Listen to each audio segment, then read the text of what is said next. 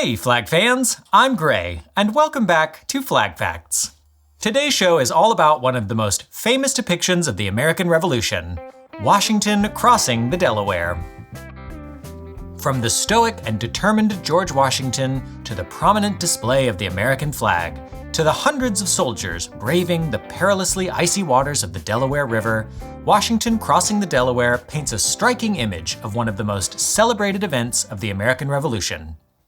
But what if I told you that this painting was not an American historical depiction, but was instead German propaganda from the mid-19th century?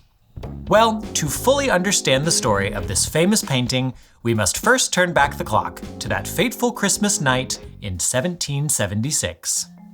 By the winter of 1776, things were not going well for the colonial forces. In November, the British captured New York, forcing Washington to retreat all the way to Pennsylvania, just across the Delaware River from New Jersey.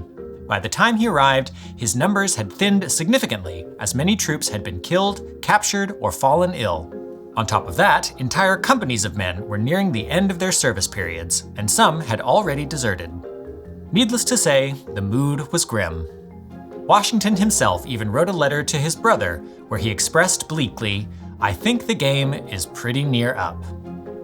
With the fate of the entire revolution hanging in the balance, Washington knew his next move needed to be bold, and as luck would have it, an opportunity arose.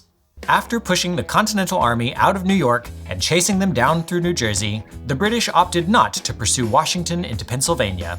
Instead, they believed that the expiring enlistments would scatter Washington's army, and the winter would prevent him from mounting any kind of attack. To keep the colonial forces at bay, the British stationed battalions of German Hessian mercenaries in the towns close to Washington's army.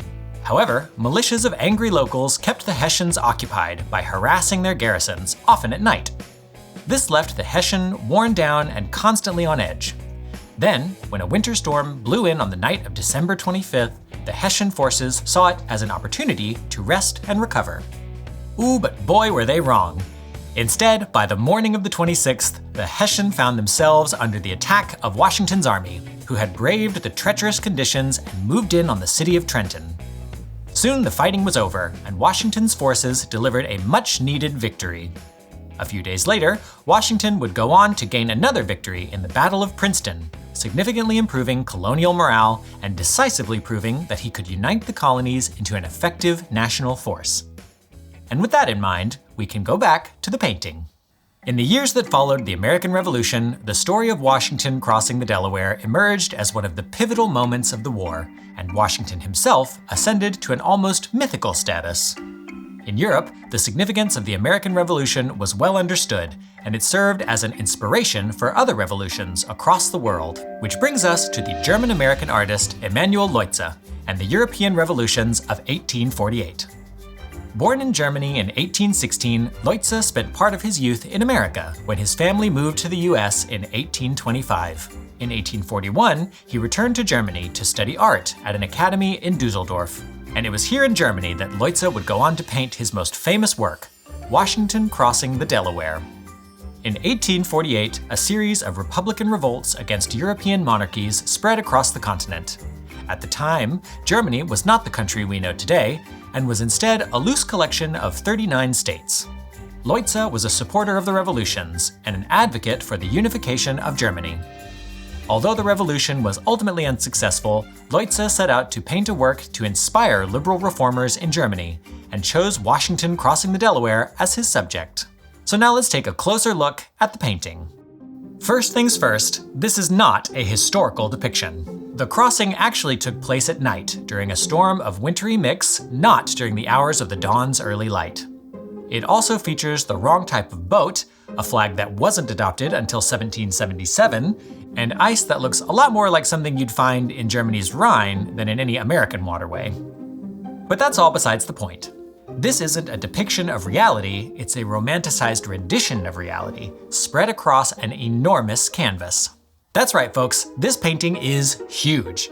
To be exact, we're talking about a work that is roughly 12.5 by 21 feet, and the figures inside are essentially life-sized. And it is these very figures that really bring Leutze's revolutionary message to light. From George Washington, to a young James Monroe, to a black man. a Scottish immigrant, a Native American man, to these two farmers, and even perhaps a woman. For Leutze, the boat is itself America, and the revolutionary vision it represents. Leutze's unique perspective as a German-American artist enabled him to immortalize an image from the American past while at the same time inspiring the growth of democracy in Europe. The final work is not a historically accurate rendition of a consequential event, but rather a carefully curated display of revolutionary unity. One with a simple yet powerful message: though they may not always be easy waters, we are all in this boat together. And there you go. That's the story of Emanuel Leutze's Washington Crossing the Delaware. If you enjoyed this video, be sure to like, comment, and subscribe for more flag-related content just like this. And as always, thank you for watching. We'll catch you next time on Flag Facts.